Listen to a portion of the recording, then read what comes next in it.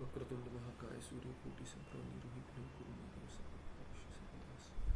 सदाशिवसमारम्भां शङ्कराचार्यमध्यमाम् अस्मदाचार्यपर्यन्तां वन्दे गुरुपरम्परां श्रुतिस्मृतिपुराणानाम् आलयं करुणालयं नमामि भगवत्पादं शङ्करं लोकशङ्करं शङ्करं शङ्कराचार्यं केशवं बादरायणं सूत्रभाष्यकृतौ वन्दे भगवन्तौ पुनः पुनः ईश्वरो गुरुरात्मेति मूर्तिभेदविभागिने व्योमवद्व्याप्तदेहाय दक्षिणामूर्तये नमः।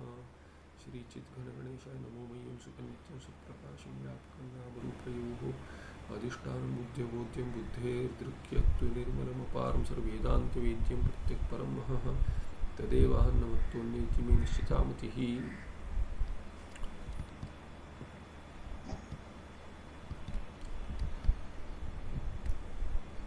तो कल हमने देखा कि ये जो जीव है चिदाभास आख्य जिसका नाम चिदाभास्य है, उसमें अंतःकरण सहित है। वो अंतःकरण साथ में है। बिना अंतःकरण को तो चिदाभास सिद्ध नहीं होगा और बिना बिंब के कूटस्थ के चिदाभास प्रतिबिंब भी नहीं होगा। तो जब भी शिष्य ने पूछा कि चिदाभास ब्रह्म है अगर कहेंगे तो चिदाभास तो वस्तुतः ब्रह्म नहीं है, कूटस्थ ही ब्रह्म है। कूटस्थ को ज्ञान हो नहीं सकता क्योंकि करण नहीं है, कूटस्थ असंग है और कूटे तिष्ठति इति कूटस्थ माने उसमें कोई परिवर्तन भी नहीं होगा। तो उसे ज्ञान जो मानसिक परिवर्तन है, क्रिया है, वो कैसे होगा? इसलिए कूटस्थ को अहम ब्रह्मास्मि ज्ञान नहीं होगा। और अविद्या या अंतःकरण को ये ज्ञान हो नहीं सकता, जड़त्वात् है तो जड़ है। तो चिदाभास को अगर होगा तो चिदाभास तो वस्तुतः ब्रह्म नहीं है, तो ये भ्रांति होगी। तो उसका उत्तर दिया गुरु ने कि चिदाभास जो है ज्ञान तो उसी को उत्पन्न होगा, पर उसका तादात्म्य अभी चिदाभास के साथ नहीं है। वो मेरा अधिष्ठान जो है कूटस्थ, वही वस्तुतः मेरा स्वरूप है। इसीलिए बाद सामानाधिकरण से होगा। मुख्य सामानाधिकरण तो कूटस्थ का ब्रह्म के साथ है और बाद सामानाधिकरण से कि मैं चिदाभास ब्रह्म हूँ का अर्थ होगा कि मैं चिदाभास नहीं हूँ पर कूटस्थ होता हुआ ब्रह्म हूँ, ऐसे ज्ञान उत्पन्न होगा। तो ये हमने देखा था। अभी कहते हैं कि और फिर कहा था कि ये अंतःकरण सहित चिदाभास साक्षिण विषयतया भाति। ये साक्षी स्वयं विषय नहीं बनेगा। साक्षी तो विषयी है, वो कभी भी विषय बनेगा ही नहीं। तो जो विषय बन रहा है अहम ब्रह्मास्मि, ये विषय बन रहा है और विषयी है साक्षी। तो अंतःकरण सहित चिदाभास जो है जिसको ज्ञान उत्पन्न हो रहा है, वो वस्तुतः यहाँ पे कह दिया कि वेदांत प्रकरणेषु सर्वत्र आभास इति शब्देन अंतःकरण सहित चिदाभास एव ग्राह्य। और वो चिदाभास अंतःकरण सहित चिदाभास साक्षिणः विषयतया भाति। साक्षी के लिए अंतःकरण सहित चिदाभास विषय बन रहा है, माने साक्षी उसको प्रकाशित कर रहा है। बिंब होता हुआ चिदाभास को प्रकाशित कर रहा है, माने चिदाभास ही जो अहम समझता है अपने आप को, उसको भी प्रकाशित बिंब कूटस्थ चैतन्य साक्षी कर रहा है। और साक्षी का भान कैसे होगा कि साक्षी के साथ कैसे जुड़ेगा ये चिदाभास? तो चिदाभास जब भी अहम ब्रह्मास्मि ज्ञान उत्पन्न कर रहा है या चिदाभास को जब भी वो ज्ञान उत्पन्न हो रहा है, तभी उसमें भी जो चिदाभास अंश है वो तो प्रकाशित साक्षी द्वारा है, बिंब द्वारा।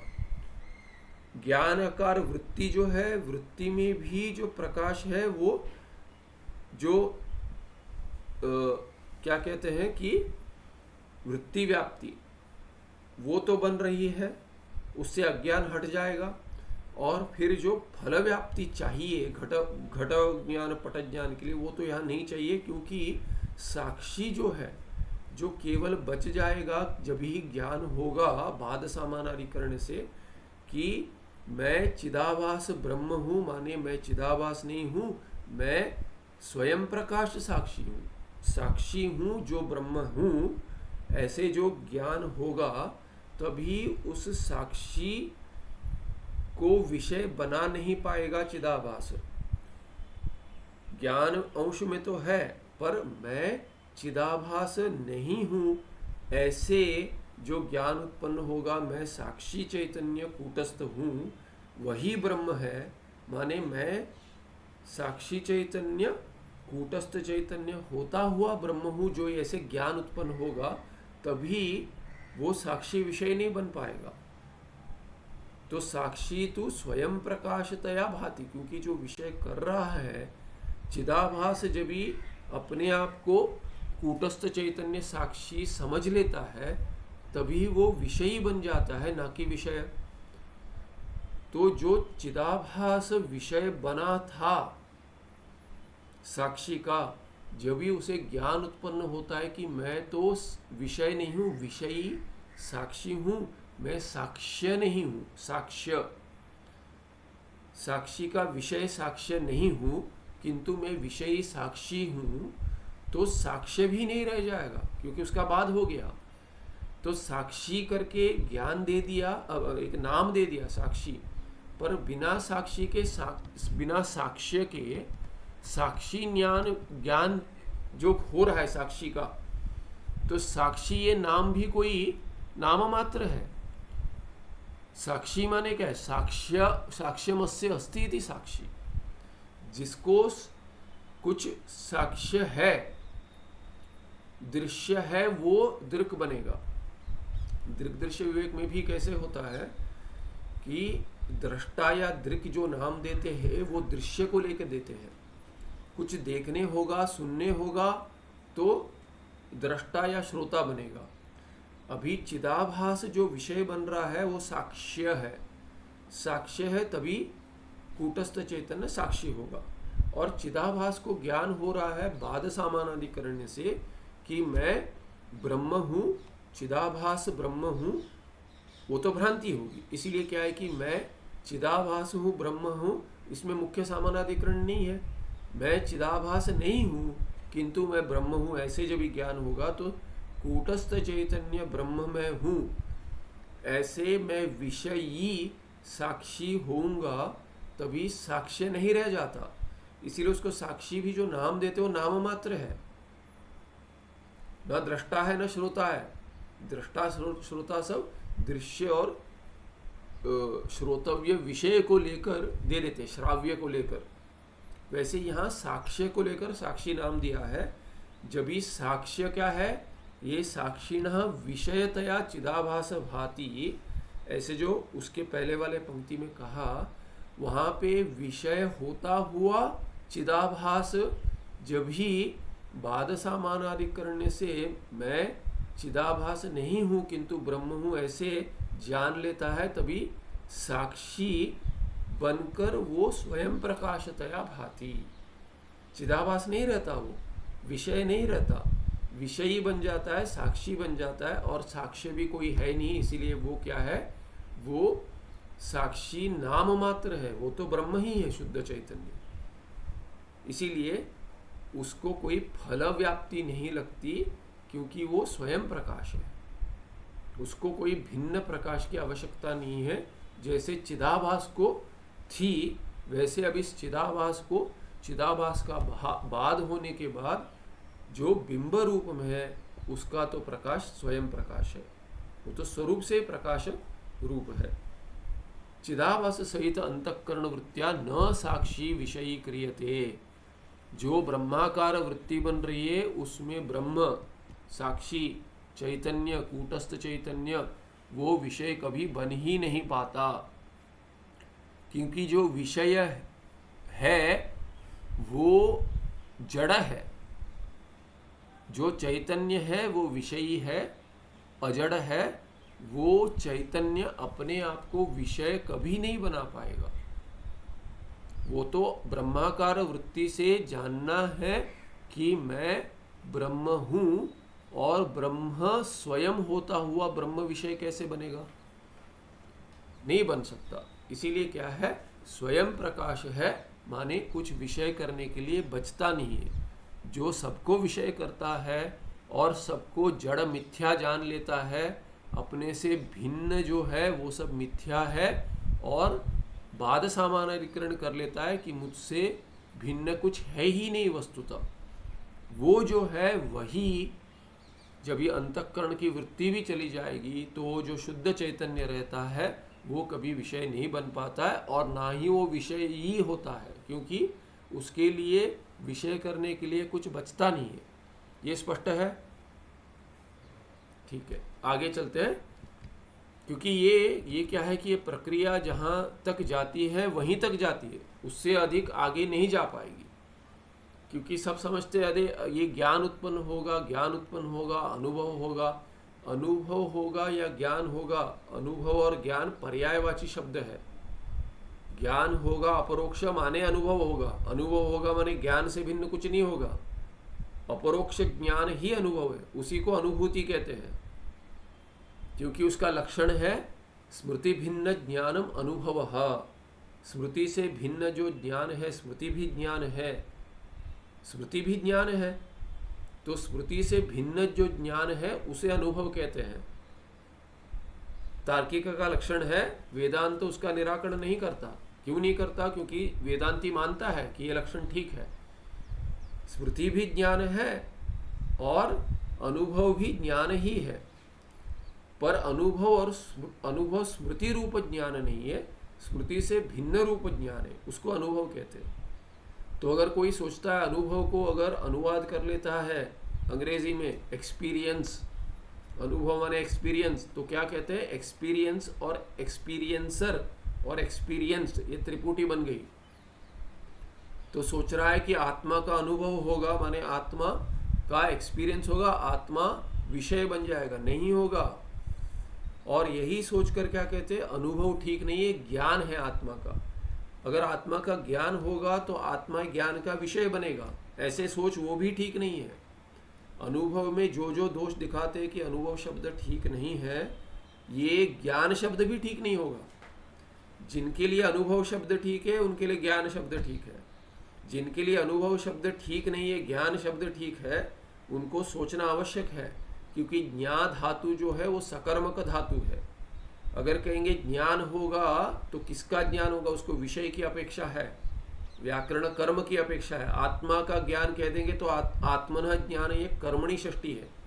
ब्रह्म ज्ञान में ब्रह्मण ज्ञान ये कर्मणि षष्ठी है, माने ब्रह्म कर्म बनेगा।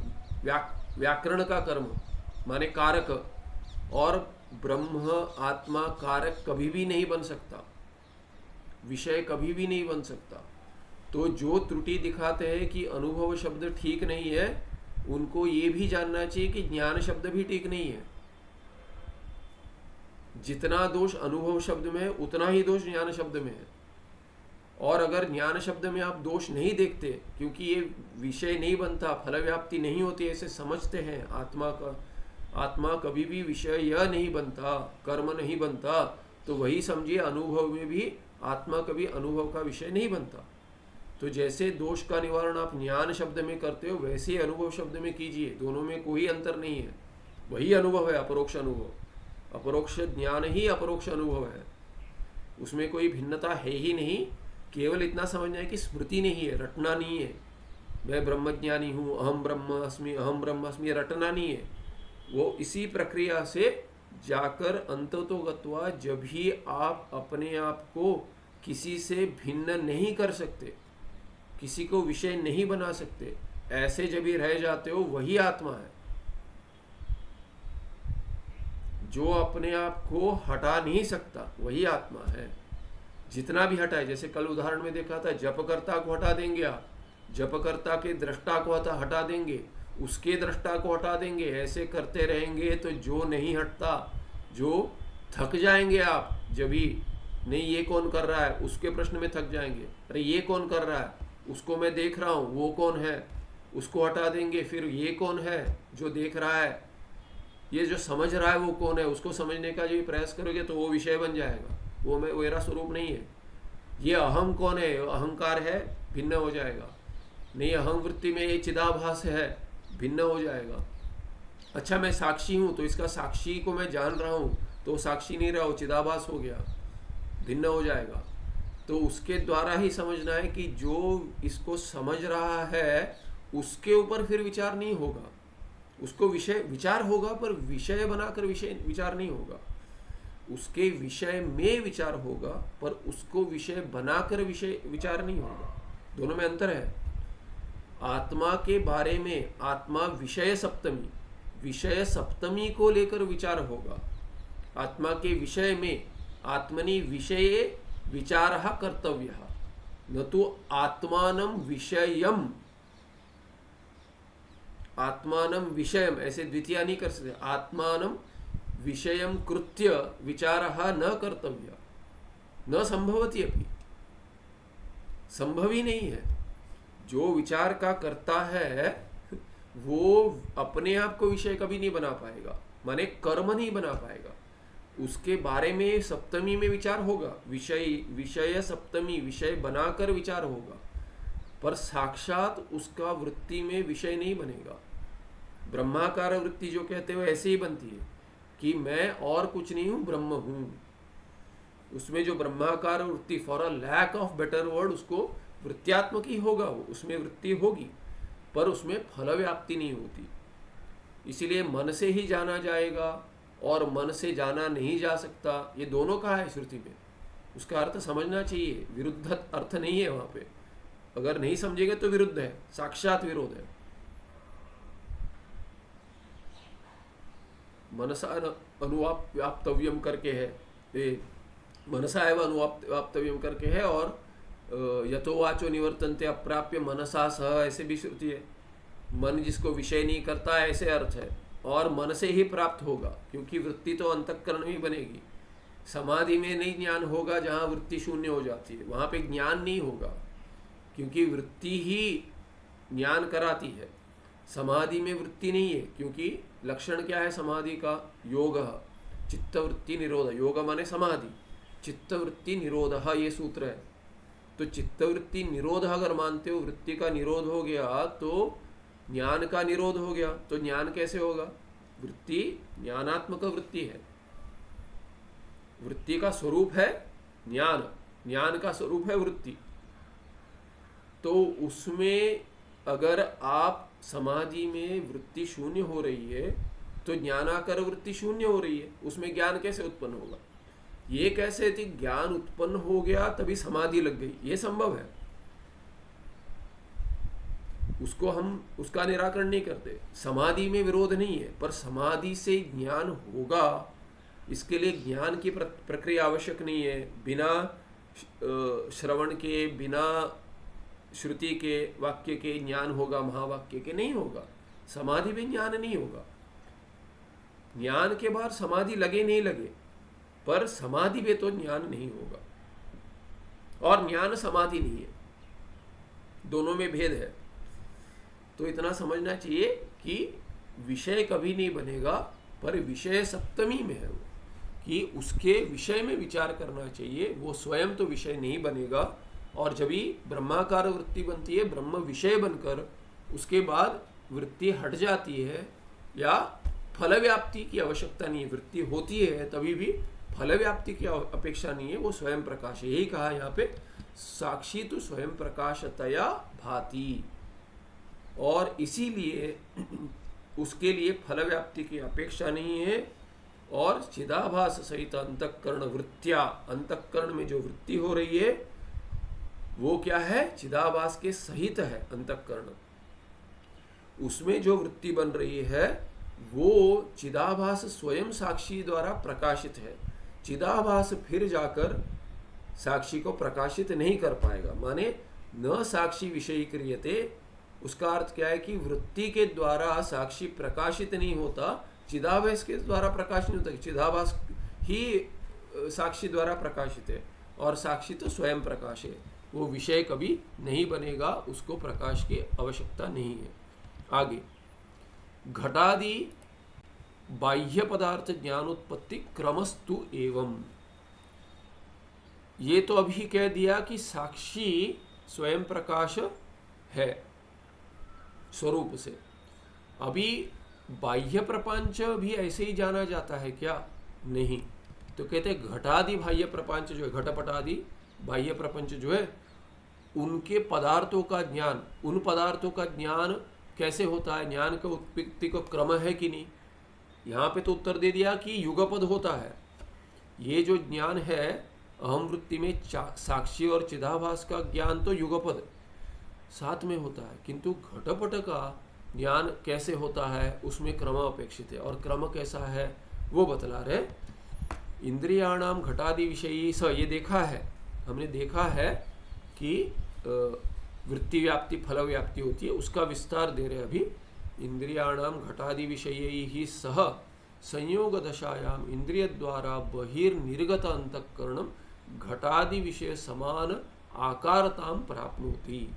यही वृत्ति व्याप्ति है। क्या होता है? इंद्रियाणाम घटादि विषये ही सह संयोग दशायाम सत्याम, कि ऐसी दशा में, अवस्था में, जहां इंद्रियों का घटादि विषय के साथ संयोग होता है, जुड़ जाते।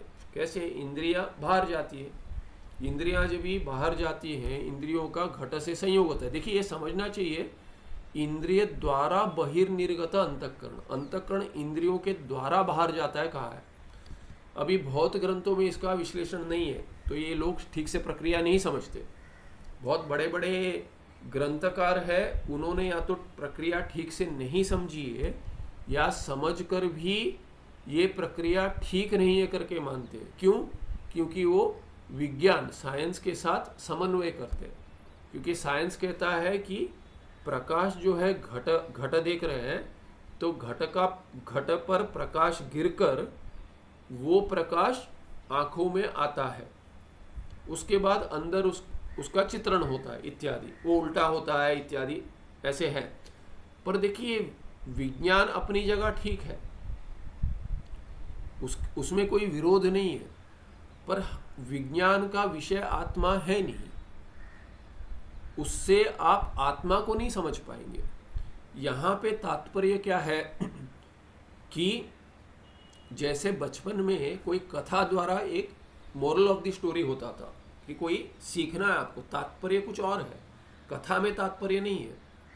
जैसे आख्यायिका होती है स्तुति के लिए, श्रुति में बहुत आख्यायिका होती है। नारद मुनि गए इनके पास पढ़ने, नारद मुनि की इतनी प्रसिद्धि है पुराण में, तो श्रुति में जब भी सुना जाता है नारद मुनि साक्षात गए ज्ञान प्राप्त करने के लिए, तो ज्ञान की स्तुति होती है।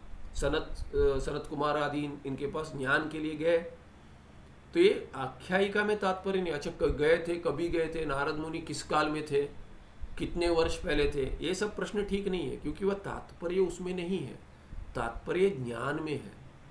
वैसी प्रक्रिया का तात्पर्य क्या है? इस प्रक्रिया से आपको ज्ञान प्राप्त होकर मोक्ष प्राप्त होगा। अगर वो आपका उद्देश्य है, लक्ष्य है, तो इस कोई प्रक्रिया जो ठीक लगती है, जो समझ में आती है, कर पा रहे हो, प्रक्रिया चलाइए, उस प्रक्रिया द्वारा चलिए। उसका अगर समन्वय करेंगे किसी के साथ, विज्ञान के साथ कैसे होगा? जैसे कहीं होता है, अभी कहते हैं कि कैसे कैसे प्रकार के जन्म है, उद्भिज्य, स्वेदज इत्यादि कहा गया है श्रुति में। तो स्वेदज करके भी प्रकार है। स्वेदज माने, स्वेद माने पसीना, पसीने से जन्म लेते हैं, इनका एक भिन्न गण बना दिया। उद्भिज्य जो भूमि को तोड़कर उत्पन्न होते हैं, तो हो गए वृक्ष आदि। फिर जो योनि से उत्पन्न होते हैं, अंडज, अंड से उत्पन्न होते हैं, ऐसे सब भेद कर दिया। तो स्वेदज जो है वो बैठ नहीं रहा विज्ञान में। ये कहाँ देखा है कि स्वेदज जो होते हैं उससे उत्पन्न होते हैं? तो कृमि इत्यादि को कह दिया, क्योंकि आप विज्ञान में माइक्रोस्कोप लगा के देख लेंगे कि क्या अंदर अंड है कि क्या है, पर अपने आंखों से जब भी देख रहे हो, अनुभव से, अनुभव बतला रही है श्रुति, अनुवाद कर रही है श्रुति, उसमें कुछ प्रमाण नहीं दे रही है, उस अंश में प्रमाण नहीं है श्रुति। श्रुति केवल भेद कर रही है कि जो अंड से जन्म लेते हैं उन वो भिन्न होते हैं। क्यों भिन्न होते हैं? अभी देख, कर्म व्यवस्था बता रही है, ऐसे ऐसे कर्म होगे तो अंडज जन्म प्राप्त होगा, ऐसे ऐसे कर्म होगे तो योनि प्राप्त होगी, प्राणी जन्म होगा, पक्षी जन्म नहीं होगा, ऐसे ऐसे ये करोगे तो वृक्ष जन्म होगा। तो कर्म व्यवस्था के लिए गण है। कृमियों का जो जन्म है उसमें स्वेदज कह दिया है। तो तात्पर्य बिना समझे अगर ऐसे कहते हैं अरे ये कैसे होगा, श्रुति ठीक नहीं है, तो है बहुत बड़े बड़े दिग्गज भी उन्होंने कहा है कि इसमें तात्पर्य को लेकर नहीं कहते, वो कह देते नहीं इसको छोड़ देना है कि ये श्रुति जो कह रही है ठीक नहीं है करके छोड़ देना। ऐसे करेंगे तो अश्रद्धा हो जाएगी।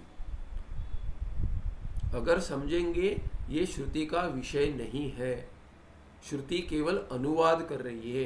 किसका अनुवाद कर रही है? अनुवाद उसका कर रही है जो आपका अनुभव है। क्या अनुभव है? देखते हैं अंड से जन्म ले रहा है कि प्राणी योनि से जन्म ले रहा है, देखते हैं कि वृक्ष उत्पन्न हो रहा है, तो उत्पन्न हो रहा है, प्रत्यक्ष नहीं दिख रहा है तो भी दिख रहा है कि भूमि से आ गया है, अंकुर आ गया है। चौथा कुछ नहीं दिखता, दिखता है ऐसे कि जहां गंदगी है वहां से उत्पन्न हो रहा है, वहां से कीटे आ रहे हैं, तो उसमें तो अभी तीनों में नहीं बैठ रहा है। कहीं दिख रहा है अंडा दिख रहा है, प्रत्यक्ष अंडा नहीं दिख रहा है। अनुमान आप लगा दे, पर अंडा है कि योनि है कैसे दिखेगा? अगर कृमि छोटी है वो योनि से जन्म ले रही है या इससे ले रही है अंड से, वो तो दिख नहीं रहा, और ना ही भूमि से ले रही है। तो इसीलिए चौथा बना दिया कि ये जो दिख नहीं रहा है वो स्वेदज, स्वेदज वहाँ सब गंदा है, वो गंदगी में उत्पन्न होती है। जैसे अभी पसीना छूटता है वहाँ पे खुजलियाँ होती है, अभी साइंस भी कहता है वहाँ पे कृमियाँ हैं, तो कृमि शास्त्र अनुभव बतला रहे केवल, और जो दिखता है उसी का अनुवाद कर रहा है, उस अंश में शास्त्र प्रमाण नहीं है। अगर शास्त्र कह दिया कि पक्षी योनि से जन्म लेता है और मनुष्य अंड से जन्म लेता है तो विरुद्ध हो जाएगा। शास्त्र केवल अनुवाद कर रहा है, उसमें कोई प्रमाण नहीं है। शास्त्र अज्ञात अबाधित अंश में प्रमाण है, दो है, अज्ञात होना चाहिए, अबाधित होना चाहिए। जो बाधित हो गया उसमें प्रमाण नहीं है। माने आगे जाके किसी प्रमाण से आपने कह दिया, जो प्रमाण पता है उसमें अगर श्रुति कुछ कह रही है कि जैसे भगवान भाष्यकार कहते हैं कि अगर श्रुति कहेगी कि वन्नी अनुष्ण, कि उष्ण है ही नहीं वन्नी, मत मानिए, कहते प्रत्यक्ष से विरोध है। पर इसका अर्थ ये नहीं कि श्रुति कहती है, तो लोग कहते श्रुति, भगवान भाष्यकार कहते कि श्रुति को मत मानिए अगर प्रत्यक्ष विरोध नहीं। वो क्या कहते कि श्रुति अगर ऐसे कहेगी तो आप मत मानिए, पर श्रुति कहती ही नहीं है, श्रुति केवल अनुवाद करती है। जहाँ विरोध है वहाँ पे तात्पर्य भिन्न देखना चाहिए। इसलिए जो बिना मीमांसा शास्त्र के अभ्यास करते हैं उनसे वाक्य मीमांसा नहीं होता, क्योंकि वेदांत तो उत्तर मीमांसा है। पूर्व मीमांसा ने पूरा उसकी पूरी व्यवस्था बनाई है उसकी कि उसका वाक्य की मीमांसा कैसे होगी। मीमांसा माने पूजित विचार, पूजित विचार कैसे होगा ये पूर्व मीमांसा ने दिखला है। उसके बिना अगर जाते हैं तो ना श्रद्धा होती है, और कहते हैं ये अंश छोड़ देंगे, ये छोड़ देंगे। अगर भाग छोड़ देंगे अर्धजरतीय न्याय होता है, उससे अश्रद्धा होती है, नहीं करना चाहिए। उसको समझना चाहिए कि तात्पर्य विषय नहीं है, श्रुति अनुवाद कर रही है। आप भले ही माइक्रोस्कोप देख कर कह दिए इसमें ऐसे उत्पन्न हो रहा है, अंडज ही है, ठीक है, पर आंखों से नहीं दिखता हो।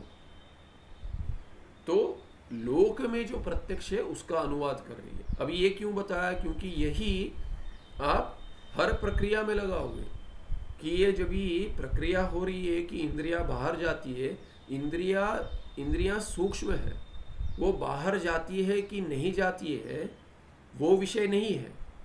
उस प्रक्रिया से आपको ज्ञान उत्पन्न होगा, ये सत्य है, ये तात्पर्य है।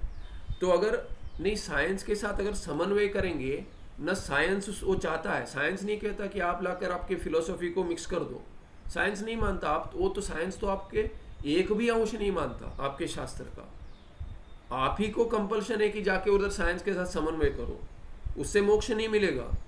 फिर भी नहीं मुझे करना है कि हम ठीक है ये विज्ञान शास्त्र में विज्ञान है ही नहीं,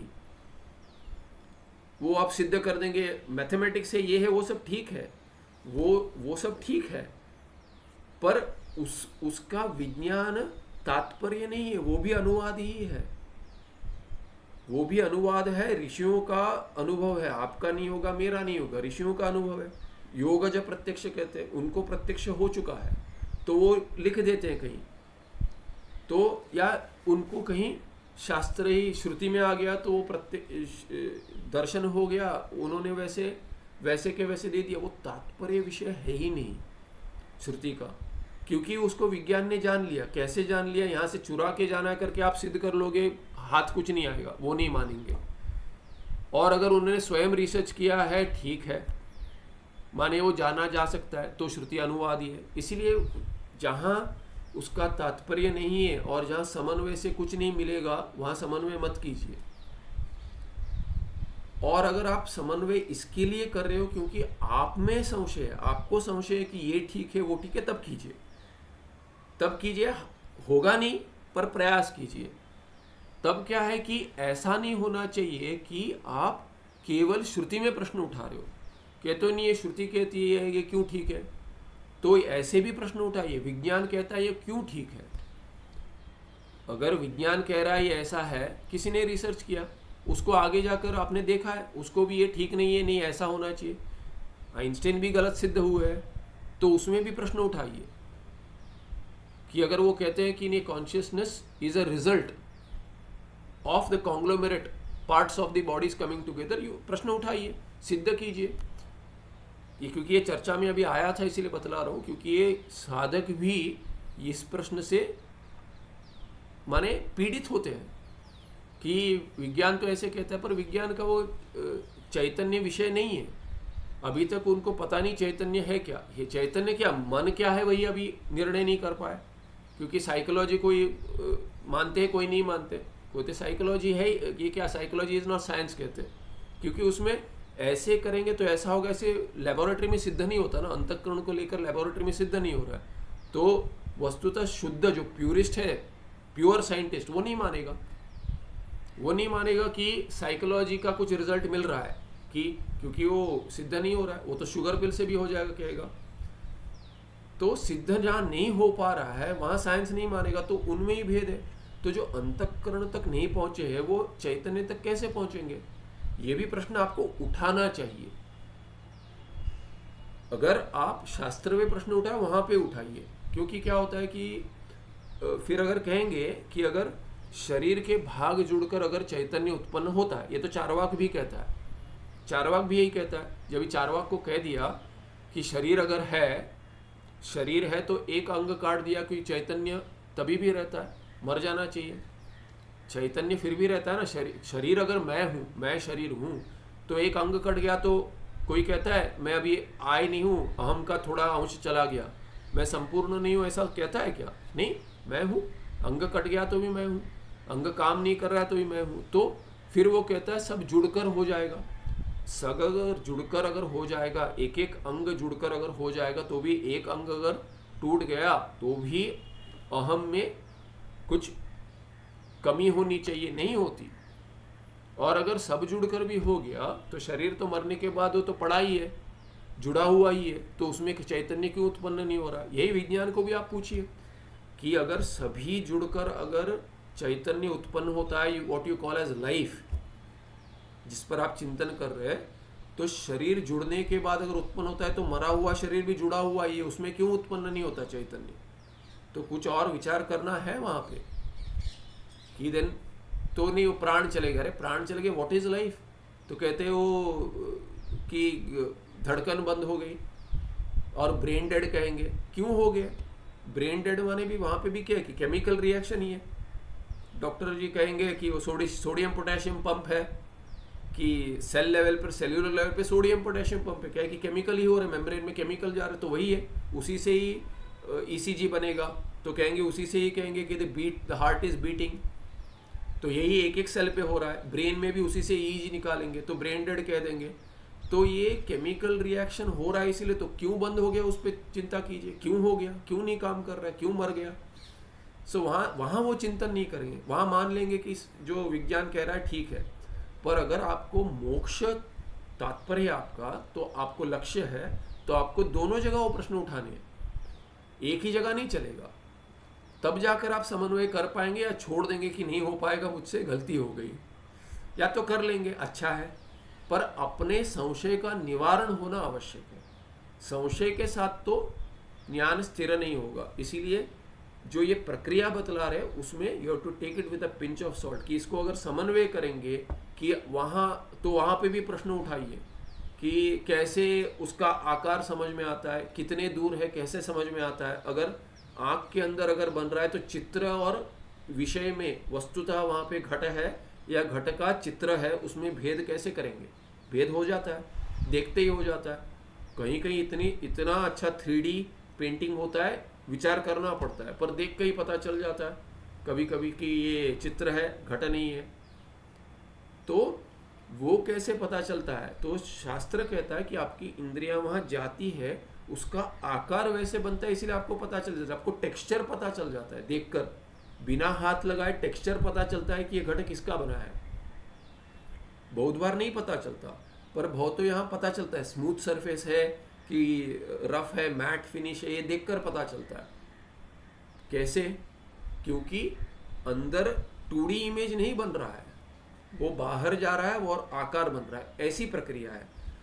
तो ये भी समझ सकते हैं, इसमें भी इंद्रियां बाहर जाती है, कहते हैं श्रोत्र इंद्रिय भी बाहर जाती है। तो ये कोई क्या कह देता है कि इंद्रियों द्वारा अंतःकरण जाता है, किसी ने समन्वय किया, मैं नाम नहीं लूंगा, पर ये ठीक नहीं है। इसी प्रक्रिया में वो कहते हैं कहीं भी ऐसा नहीं है कि इंद्रियां बाहर गोलक के बाहर जाती है। वो क्या कहते हैं कि ये हृदय में नाड़ी द्वारा इंद्रियों तक माने गोलक तक इंद्रियां जाती है, और वहाँ विषय के साथ संयोग होता है, ऐसे वो मानते हैं। पर वो ठीक नहीं है, क्योंकि यहाँ स्पष्ट लिखा है इंद्रियाणाम घटादि विषय ही सह संयोग। अभी घट कहाँ पर है? बाहर है, उसका इंद्रियों द्वारा संयोग कैसे होगा? घट को यहाँ आना पड़ेगा, घट आता है क्या यहाँ पे? नहीं। तो इंद्रिय के साथ संयोग माने जुड़ना तभी हो पाएगा जब इंद्रियां बाहर जाएंगी। अगर लिखा भी नहीं है कि इंद्रियां बाहर जाती है, क्योंकि ये सब पढ़ चुके हैं, वो भी अभी पूछते हैं कि ये अंतःकरण की वृत्ति बाह्य देश में बन रही है, पर कहाँ ऐसा लिखा है कि इंद्रियां बाहर जाती है? तो ये इंद्रियों का घट के साथ संयोग लिखा हुआ है, इसमें आप इतना नहीं समझ सकते कि घट यहाँ नहीं आ रहा है तो इंद्रियां वहां जा रही है। लिखा नहीं है कहीं इंद्रियां बाहर जा रही है, यहाँ लिखा है इंद्रियां बाहर जाती है, नहीं, इंद्रियाणाम घटादि विषय ही सहसंयोग दशा में लिखा है। संयोग होता है माने इंद्रियां तो जुड़ने के लिए इंद्रियों को बाहर जाना ही पड़ेगा, क्योंकि घट तो आंख में नहीं आ रहा ना। संयोग कैसे होगा? अगर इंद्रियां गोलक में रहेंगी तो घट के साथ संयोग कैसे होगा? घट के चित्र के साथ संयोग होगा कहना पड़ेगा आपको, या तो प्रकाश के साथ, वैसा नहीं लिखा है, घट के साथ संयोग लिखा है। इसीलिए घटादि के साथ संयोग होने के लिए इंद्रियां बाहर जाती है। और इतना ही नहीं, उपनिषद प्रमाण है, क्योंकि कठोपनिषद में कहता है कि भगवान ने ऐसे ही बनाया है। आवृत्त चक्षु उस मंत्र में आता है कि क्या, कि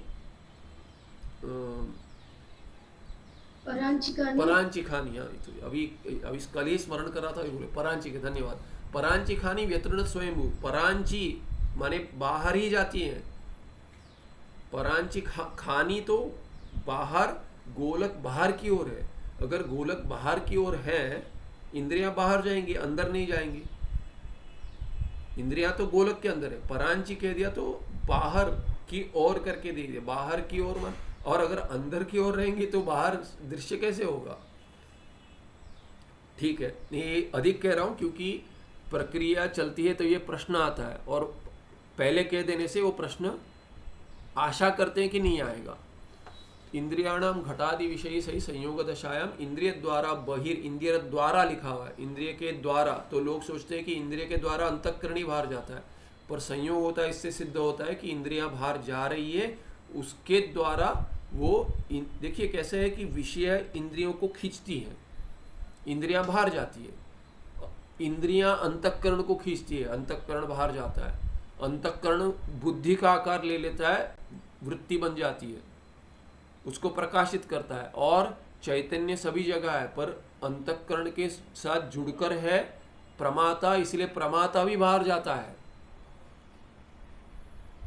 और बाहर जाता है इसका अर्थ ये नहीं है कि शरीर को छोड़कर जाता है। जहां जहां अंतःकरण है वहां पे प्रमाता है, चिदाभास जो प्रमाता का, अभी मैं ज्ञाता हूं, मैं जानता हूं, ऐसे जो कर्ता बन जाता है, ज्ञान कर्ता, जिसमें ज्ञान उत्पन्न होता है। तो अंतःकरण अगर बाहर जाएगा तो अंतःकरण शरीर को छोड़कर बाहर नहीं जाता है। जैसे प्रकाश जाता है, अंतःकरण शरीर के साथ जुड़ा हुआ ही बाहर जाता है। इसीलिए मन देखिए, मन कहीं भी भागता है, कहते हैं मन भागता है। मन भागता है माने मन व्यापक है, जाते रहता है सब जगह। इसीलिए सूक्ष्मांश में जो योगी है, योगियों का मन, योगी जानते हैं मन के साथ जुड़कर वो प्रवास भी करते हैं, उसी को सिद्धि कहते हैं। तो अंतःकरण जाता है, और इसीलिए ये क्या, ये प्रक्रिया वगैरह जो कह रहे हैं, वो प्रक्रिया जिनको पता है योग, उनको पता है, वो समझ सकते हैं। तो इंद्रियाणाम घटादि विषयी स संयोग दशाएं इंद्रिय द्वारा बहिर्निर्गत अंतःकरणम, जो अंतःकरण बाहर चला गया है, घटादि विषय समान आकारताम प्राप्नोति। किम प्राप्नोति? अंतःकरण प्राप्नोति, काम प्राप्नोति, आकारताम। तो ये अंतःकरण नपुंसक में है, वो करता है, कर्तृपद है। अंतःकरण प्राप्त करता है, क्या प्राप्त करता है? घटादि विषय समान आकार प्राप्त कर लेता है, आकारताम। किसकी? उसका आकार प्राप्त कर लेता है। घटादि में, घटादि जो विषय है उनका समान आकार, व्यापक है, इसलिए जाकर उनके ऊपर व्यापक बनकर अंतःकरण का आकार ही वैसे बन जाता है, घटाकार। वृत्ति का, अंतःकरण का माने अंतःकरण का जो अंतःकरण का परिवर्तन हो जाता है, उसी को वृत्ति कहते हैं। वो वृत्ति घट के आकार में हो जाती है, घटादि। फिर क्या कहते हैं? यथा अयसा मृदा वा निर्मित मूषायाम निषिक्त द्रुत ताम्रादि ही मूषा समान आकारताम भजते। तो क्या कहते हैं कि जैसे कुछ ये बनाते, मूर्ति बनाते, तो मूर्ति बनाने का क्या होता है? मूर्ति अगर आप इसकी बना रहे हो, कोई अयस का है यहाँ पे कि अगर आप कोई धातु की बना रहे हो, कि सोना ले लिया, या इधर तो लिख दिया कि ये क्या, कि लोहे की मूर्ति बना रहे हो, ब्रास की, जो भी समझ लीजिए, कोई तो मेटल है, तो उसको पिघला देते हैं। उसको पिघला कर क्या करते हैं? जिसका आकार बनाना है उसमें भरते हैं। उसका अर्थ क्या है? मिट्टी का पहले एक आकार बना लेते हैं, मिट्टी का आकार बनाकर उसमें भरते हैं। भरने के बाद क्या करते हैं? सूख जाएगा वो, तभी वो मिट्टी को हटा सकते हैं, तोड़ देते हैं। मिट्टी माने ऐसा नहीं कि कि वही अपने आप पिघल जाएगा या टूट जाएगा, जो भी डालेंगे तो वो रहता है, जब तक नहीं तोड़ते तब तक रहता है वो।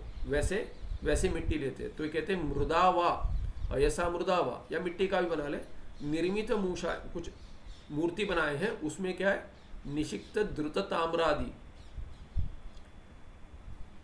ये भी कह रहे हैं कि मिट्टी का या और किसी इसका बनाते हैं, उसके बाद उसको तोड़ देते हैं। अब प्लास्टर ऑफ पेरिस का ये कुछ ऐसे सब बनाते हैं अभी आजकल।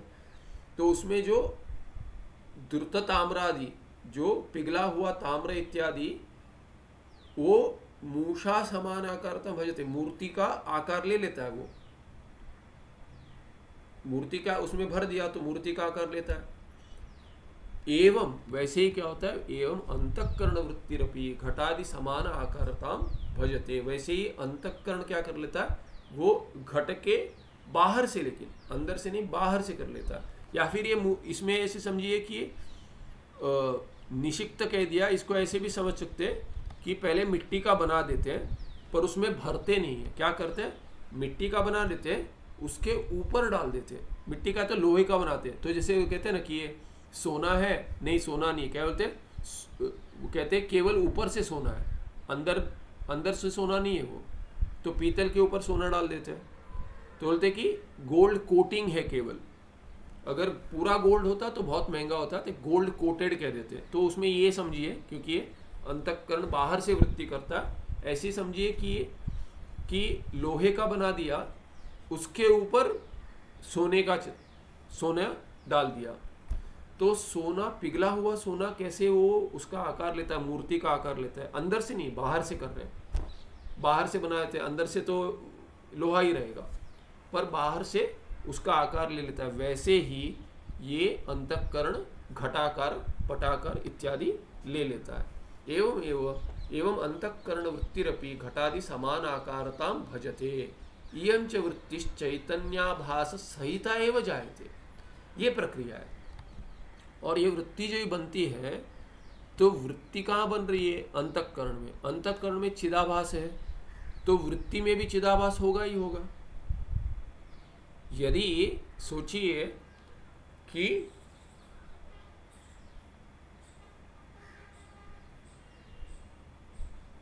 जैसे क्या करते हैं कि आपके पास कोई ये है, रिफ्लेक्टिव सरफेस है, पर थोड़ा वो उसका आकार बदल सकते हैं आप। जैसे ये घड़ी का बेल्ट होता है, पहले जो घड़ियाँ होती थी उसका बेल्ट होता है, तो घड़ी तो ये नहीं हो, पर बेल्ट जो है वो क्या है कि वो आगे पीछे हो जाएगा, और वो इतना माने वो भी इतना साफ सुथरा है कि वो उस पर प्रकाश होगा तो रिफ्लेक्ट हो जाएगा। तो उससे भी अगर आप दीवार पर, भित्ति पर, दीवार पर अगर प्रकाश हो रहा है, तो उसको अगर हिलाएंगे तो उसका आकार बदलेगा। तो वैसे ही अंतःकरण की जो वृत्ति है वो अंतःकरण का ही परिणाम है। अंतःकरण में चिदाभास बन गया, तो अंतःकरण का जो परिणाम होगा, वृत्ति होगी, उसमें चिदाभास नहीं होगा, उसमें भी होगा, प्रतिबिंब होगा ना उसमें भी। तो या ये उदाहरण ठीक नहीं है। सोचिए कि उसके ऊपर ही प्रकाश गिर रहा है, तो प्रकाश का आकार क्या है? अभी अगर चमक रहा है, वो अगर बेल्ट चमक रहा है, दूर से आप देख रहे घड़ी का बेल्ट चमक रहा है किसी का, और अगर वो हिल गया तो प्रकाश जो चमक रहा है वो चमकने का उसका आकार भी बदलेगा। जैसे घड़ी के बेल्ट का आकार बदलेगा, वैसे ही चमक रहा है, उस चमकने का वो प्रकाश का भी आकार बदलेगा, प्रतिबिंब का। वैसे ही यहाँ पे क्या है कि जैसे आपके अंतःकरण का आकार घटाकार बन जाएगा, तो चिदाभास भी उसमें प्रकाशित होगा, उसमें तो प्रकाशित होगा। तो यही कह रहे हैं कि जब ही वृत्ति उत्पन्न होती है, इयं च वृत्ति चैतन्य आभास सहिता एव जायते। वृत्ति में चैतन्य भी है और चैतन्य का आभास भी है। चैतन्य कैसे है? आभास रूप में ही है, चैतन्य उसका अधिष्ठान है, बिना उसके तो आभास बनेगा नहीं। तो अंतःकरण जहाँ पर है वहीं पे चैतन्य भी है, और अंतःकरण में प्रतिबिंब भी है, चिदाभास। तो अंतःकरण का आकार बनेगा, तो चैतन्य जो है वो उसमें प्रकाशित होकर उस आकार में भी प्रकाशित होगा। तो कह रहे हैं वही चिदाभास है, उसके साथ ही उत्पन्न होगा। कौन सी वृत्ति? घटाकार वृत्ति। तो घटाकार वृत्ति अगर बाह्य देश में बन रही है, चिदाभास मैं प्रमाता वहीं पर हूँ, मैं प्रमाता यहाँ बैठकर घट को नहीं देख रहा हूँ, घट के साथ जुड़ भी गया हूँ, अपने शरीर को छोड़कर नहीं गया हूँ, नहीं तो मृत्यु हो जाएगी, शरीर मर जाएगा। तो कहते हैं कि अंतःकरण बाहर जुड़कर ही गया है। जैसे टॉर्च से आप अगर प्रकाश डाल रहे हैं, प्रकाश वहाँ पर है, पर बीम भी है, यहाँ से टॉर्च को छोड़कर नहीं जा रहा है प्रकाश, दोनों जगह है, साथ में पूरा यहाँ व्यापक है वो। वैसे ही अंतःकरण बीम जैसे जा रहा है, समझिए। और चिदाभास भी वैसे ही है।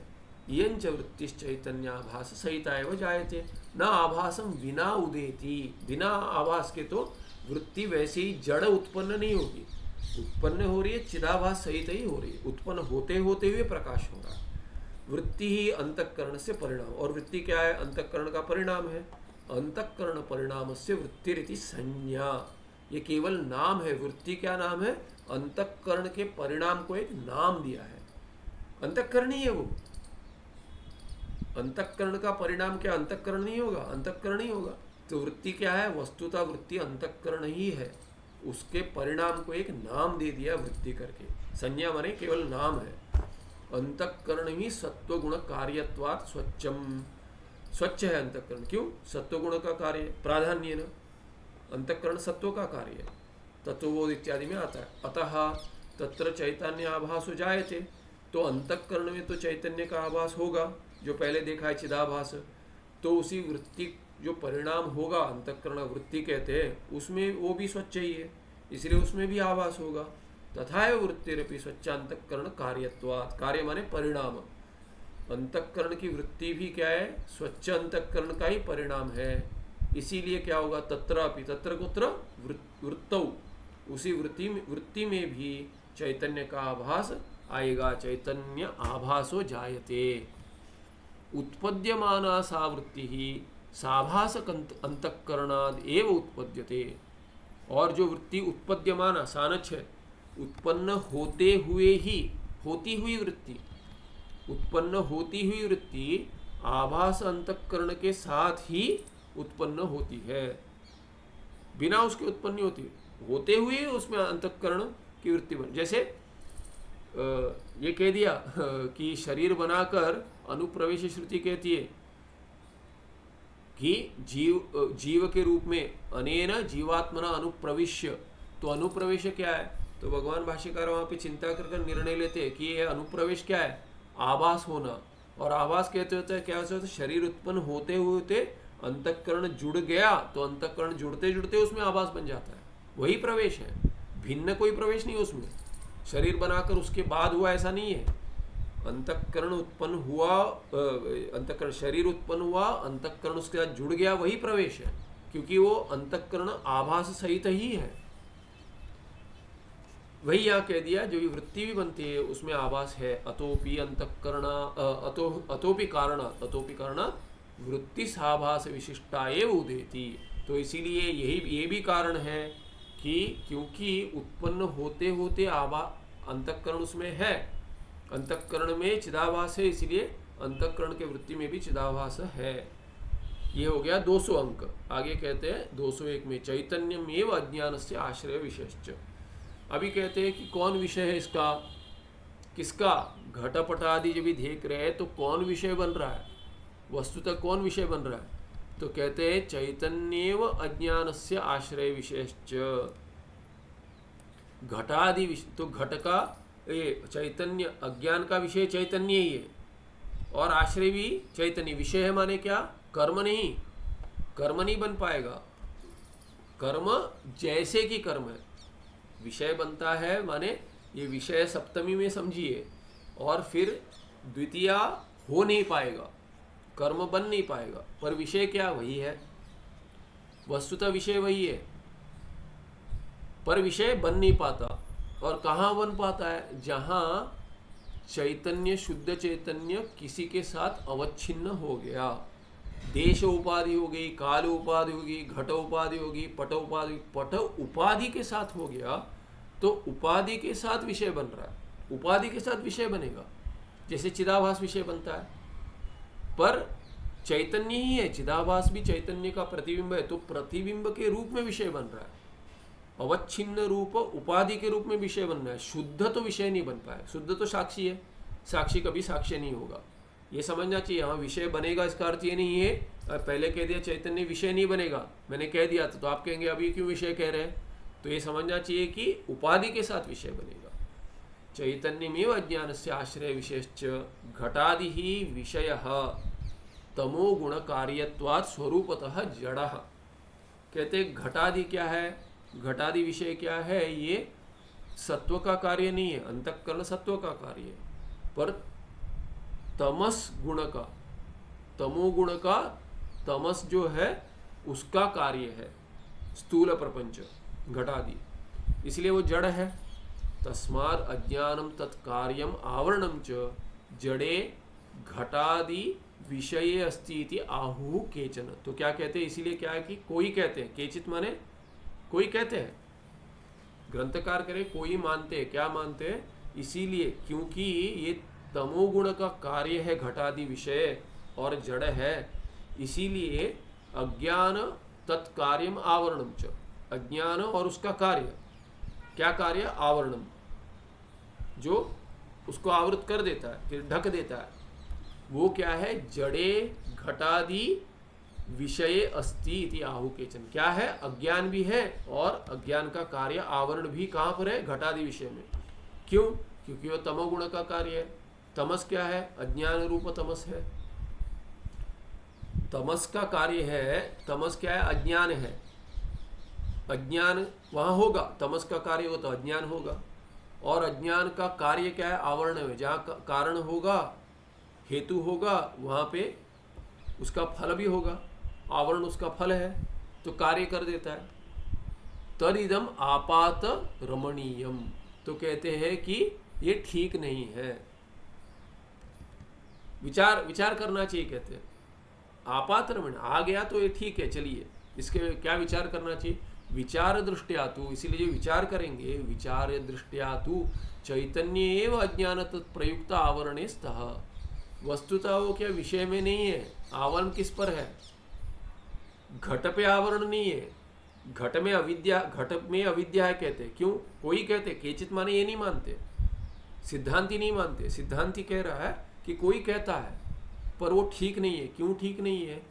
कहते देखिए तमस का कार्य है घट, वो कैसे घट उत्पन्न हो रहा है? वस्तुतः विषय कैसे उत्पन्न हो रहा है? प्रपंच, घट तो उपलक्षण है, घटादि प्रपंच कैसे उत्पन्न हो रहा है? अज्ञान का आवरण घटादि में नहीं है, कहाँ पर है? अज्ञान का आवरण अपने स्वरूप पर है, चैतन्य पर है। चैतन्य पर आवरण है, इसीलिए चैतन्य ब्रह्म आत्मा करके प्रतीत नहीं हो रहा है, प्रपंच करके प्रतीत हो रहा है, शरीर करके प्रतीत हो रहा है। प्रपंच में शरीर भी है, मैं संसारी हूं, प्रपंच में जो शरीर है वो प्रपंच मुझसे भिन्न है, ये शरीर मैं हूं, ऐसे क्यों भान हो रहा है? क्योंकि अपने स्वरूप पे आवरण है। स्वरूप पे आवरण है तो अविद्या को कहाँ होना पड़ेगा? अविद्या शरीर में नहीं हो सकती, घटपट आदि में नहीं हो सकती, अविद्या चैतन्य में ही है। तो चैतन्य ही अविद्या का आश्रय है। चैतन्य कौन सा? ब्रह्म चैतन्य, दूसरा चैतन्य है ही नहीं। तो इसीलिए चैतन्य, ब्रह्म चैतन्य, ब्रह्मात्मा में ही अविद्या है। कहाँ पर है आश्रित? आश्रय ब्रह्म ही है, और कुछ है ही नहीं हमारे पास, एक ही ब्रह्म है, एकमेव अद्वितीय ब्रह्म। अगर कह देगा अविद्या है तो कहाँ पर है? ब्रह्म में ही होगी। फिर पूछेंगे अच्छा तो द्वैती बन गए, अविद्या भिन्न है और ब्रह्म भिन्न है। नहीं, अविद्या कल्पित है कहेंगे। तो पूछेंगे अच्छा कल्पना कौन कर रहा है? कल्पना तो शास्त्र कर रहा है, हम नहीं कर रहे। कल्पना शास्त्र कर रहा है, तो शास्त्र भिन्न है क्या? नहीं, शास्त्र भी कल्पित है। तो इसके लिए कोई उत्तर नहीं मिलेगा। क्यों? क्योंकि कल्पना का कोई आरंभ नहीं है, अनादि है। अनादि में द्वितीय की प्रतीति नहीं होती, अनादि में द्वितीय का प्रश्न ही नहीं होना चाहिए। क्योंकि ये क्या है कि इस अज्ञान अवस्था में, द्वैत अवस्था में हम अद्वैत समझ नहीं सकते कि ये कैसे संभव है, नहीं समझ सकते। उसके लिए सूक्ष्म, बहुत समझने के लिए बहुत सूक्ष्म है, उसमें अभ्यास बहुत लगता है। इसीलिए प्रश्न पहले लगता है अरे ये तो बहुत विचार सिद्ध प्रश्न है, नहीं है। इसीलिए अनादि, शास्त्र कहता है अनादि कल्पना है। ये कल्पना है करके भी शास्त्र क्यों कहता है? क्योंकि दूसरा हो नहीं सकता। तो ज्ञान की प्रक्रिया उसमें क्या, जैसे स्वप्न में दूसरा है नहीं। स्वप्न में अगर पूछेंगे अरे नहीं ऐसे कैसे कह देंगे आप, एक ही है जो स्वप्न दिख रहा है, इतने सारे लोग दिख रहे हैं। अरे स्वप्न दृष्टा एक ही है, एक ही है, वस्तुतः एक ही है। जागने पर ही पता चलता है कि अरे मैं एक ही था, ये सब मैं ही बन गया था, स्वप्न प्रपंच। पर स्वप्न में होकर अगर स्वप्न में चिंता करेंगे, इतने कोई कह देगा अरे तुम तो स्वप्न देख रहे हो, मानेंगे? स्वप्न में कोई कहेगा तुम तो स्वप्न देख रहे हो, हम सब है ही नहीं, हम सब एक है, प्रपंच भी एक ही है, कोई नहीं मानेगा। क्योंकि अनुभव हो रहा है दूसरे का। इसीलिए उस अवस्था में कल्पना, जैसे सोचिए स्वप्न में श्रुति इसको स्वप्न समझती है और उसमें कल्पना करती है कि कोई जागृत अवस्था में एक ही है, वो स्वप्न देख रहा है। उसको ईश्वर कह दीजिए, आत्मा कह दीजिए, ब्रह्म कह दीजिए, जो समझ में आता है कह दीजिए, आगे बढ़िए कहती है श्रुति। हम श्रुति कहती है मैं एक प्रक्रिया दे रही हूँ, इसको समझ के आगे बढ़ो। प्रक्रिया और जो पढ़ा रहे उसी पे आक्षेप करोगे तो तुम क्या सीखोगे? जैसे बच्चे पढ़ते समय कहते हैं अरे आचार्य गलत है, ये गलत है, वो गलत है, मैं नहीं पढ़ा सकता पर ये गलत है, तो क्या लाभ होगा? सभी गलत है, पढ़ाने वाले गलत है, ठीक है, तो जो पढ़ा रहे उसमें जो पुस्तक है वो तो ठीक है, वो पढ़ लो, समझ आता है तो तुम बुद्धिमान हो। अगर तुम्हारी बुद्धि उनसे अधिक है, ठीक है, होती है, ऐसा हम नहीं कहते कि प्रोडिजीज होते हैं तो उनको कहते हैं कि अरे इनसे नहीं पढ़ पाते, इनको कुछ नहीं आता है, सब गलतियां निकालते हैं। ठीक है, तुमको अधिक पता है, पुस्तक पढ़ लो। 10वीं की पुस्तक बहुत सहज लग रही है, छोड़ दो, 12वीं की पढ़ो, ग्रेजुएशन की PhD कर लो, पर कर लो, रुको नहीं, ये गलत है। वैसे ही शास्त्र कहता है ये प्रक्रिया ठीक नहीं, दूसरी ले लो, पर करो। कल्पना है, मान लो कल्पना है, आगे बढ़ो। जैसे स्वप्नवत कहते हैं, स्वप्न में अनुभव है ना सबको, इसीलिए बहुत ही सुंदर उदाहरण है। स्वप्न में जैसे है वैसे कल्पना है, स्वप्न है कल्पना है, वैसे शास्त्र कल्पना कर रहा है। शास्त्र कल्पना है क्या? हाँ है, पर शास्त्र कल्पना करके नहीं छोड़ सकते, कल्पना से भी कुछ प्राप्त होता है।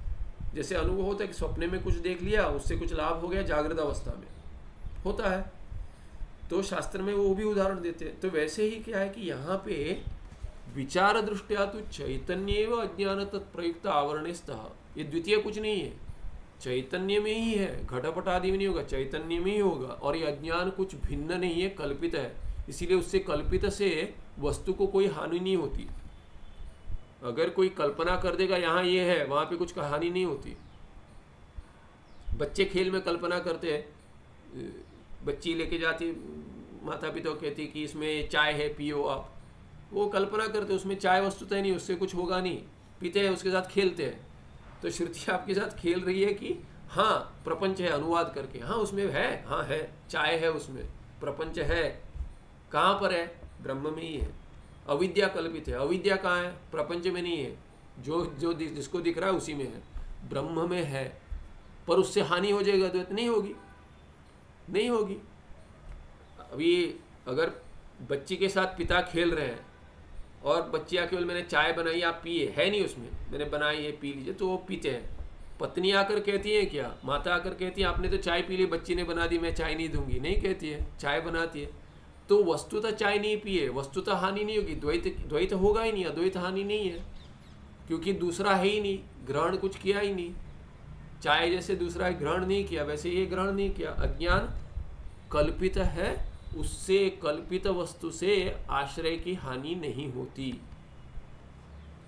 विचार दृष्टिया तो चैतन्य एव अज्ञान तत्प्रयुक्त आवरणिस्त, तत्प्रयुक्त माने उसका कार्य, अज्ञान और अज्ञान, तत्से अज्ञान, अज्ञान से प्रयुक्त माने अज्ञान से जो उत्पन्न है उसका कार्य आवरण भी वहीं पर है, दोनों वहां पर है। कहाँ पर है? चैतन्य में। चैतन्य क्या है? ब्रह्म, ब्रह्मात्मा में। न तो घटादो विषय, घटादि में विषय में ये अविद्या और अविद्या का कार्य आवरण है नहीं। अज्ञानम चैतन्यमेव आश्रित्य तदेव विषयी करोति इति वेदांत सिद्धांत। तो वेदांत का सिद्धांत क्या है कि जब भी आप घटपटादि प्रपंच देख रहे हो, चैतन्य को ही विषय बना रहे हो। क्यों बना रहे हो? क्योंकि अविद्या ने अपना स्वरूप ढक लिया, और जो विषय नहीं बन पाता वही विषय उपाधि को विषय बनाकर उसके साथ जुड़कर विषय बन रहा है। आपको लगता है उपाधि विषय बन रही, क्योंकि उपाधि देखते नहीं है, मारे उपाधि करके नहीं देखते, उपाधि उपाधित्व नहीं देखते, उपाधि को क्या देखते? सत्यत्व ने देखते हैं। तो प्रपंच जो है वो उपाधि बन गया है, और उपाधि बनकर क्या हो रहा है कि चैतन्य को जो आवरण कर लिया है अविद्या, जो आपको उपाधि दिखा रहा है, प्रपंच दिखा रहा है, उसी में अज्ञान की प्रतीति होती है। मैं इसको जानता हूँ, नहीं जानता हूँ, घटम हम जानामि, घटम हम न जानामि, पहले तो अज्ञान है इसका, अरे ये नहीं जानता, वो नहीं जानता, ये जानता हूँ, वो नहीं। वस्तुतः क्या है कि अंश में अपने आप को नहीं जान रहे हो, इसीलिए उसको तूला विद्या कहते हैं कि घट भी क्या है, चैतन्य ही है। घट क्या है, चैतन्य ही है। क्यों? क्योंकि दूसरा कुछ है ही नहीं हमारे पास। जो भी है प्रपंच में सब चैतन्य ही है, पर चैतन्य चैतन्यत्वेन नहीं प्रतीत हो रहा है, उपाधित्वेन प्रतीत हो रहा है, घटत्वेन प्रतीत हो रहा है, पटत्वेन प्रतीत। तो ये सब प्रपंच क्या है, ब्रह्म ही ऐसे दिख रहा है, ये शास्त्र है। प्रपंच ब्रह्म ही प्रपंच के रूप में दिखता है। ईशावास्यमिदम सर्वम, सब ईश्वर ही है। इदम सर्वम क्या है, ईश्वर ही है। आगे जाकर बाद सामानाधिकरण के पर क्या कहेंगे, ये घटपटादि प्रपंच नहीं है, चैतन्य है। क्या ये जो दिख रहा है वो चैतन्य ही है, पर घटपट रूप में नहीं है, प्रपंच के रूप में नहीं है। तो प्रपंच का बाद होगा, जो हमने बाद सामानाधिकरण देखा था कल और आज आरंभ में। तो तब तक क्या होगा, चैतन्य ही है जो उपाधि के रूप में दिख रहा है। अज्ञानम चैतन्यम एव आश्रित्य, अज्ञान क्या है, चैतन्य में ही होता हुआ, तदेव विषयी करोति, आश्रय लेकर, होता हो नहीं, आश्रय लेकर, आश्रय लेकर क्या कर रहे हैं, तदेव विषयी करोति इति वेदांत सिद्धांत, उसी को विषय बना देता है। चैतन्य पे आश्रित होकर, चैतन्य को आवरण बनाकर उसी को आश्रय विषय बनाता है, चैतन्य को यह विषय बनता है। ऐसे ही वेदांत का सिद्धांत है। इसके लिए संक्षेप शारीरक प्रमाण देते हैं। इति वृद्धोक्ते, वृद्ध संक्षेप शारीरक क्षमा कीजिए,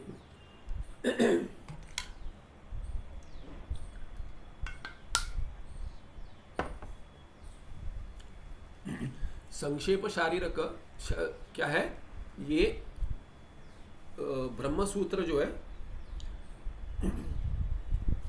उसका संक्षेप है। तो क्या कहते हैं, आश्रयत्व विषयत्व भागिनी निर्विभाग चितिरेव केवला पूर्व सिद्ध तमसो ही पश्चिमो नाश्रयो भवति नापि गोचरः।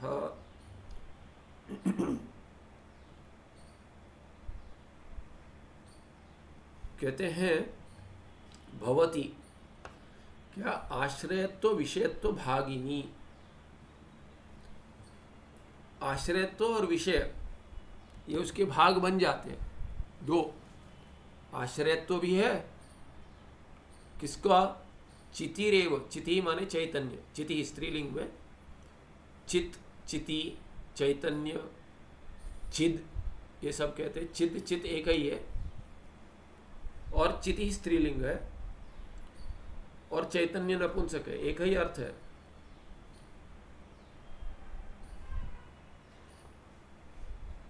आश्रयत्व विषयत्व भागिनी, ये चिति क्या है, केवला चिति, दूसरा कुछ है ही नहीं, एक ही है, चैतन्य है।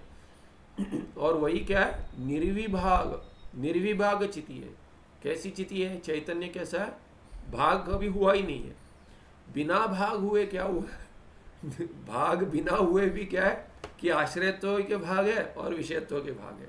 कैसे, मिथ्या है। निर्विभाग होकर कैसे आश्रयत्व और विषयत्व भाग बनेगा, मिथ्या है भाग, उसमें कल्पना करते हैं, आश्रयत्व की कल्पना करते हैं।